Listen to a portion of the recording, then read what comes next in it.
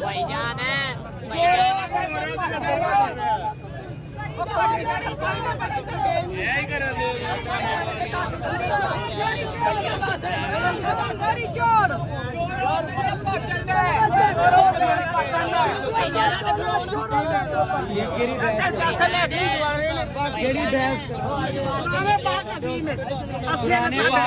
चोरा ने करवाया उन्होंने बात नहीं है कुछ कर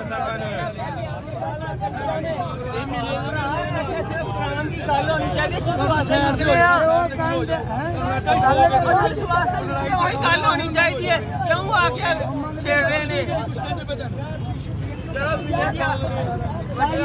मकसद है हमारा, एक मकसद है।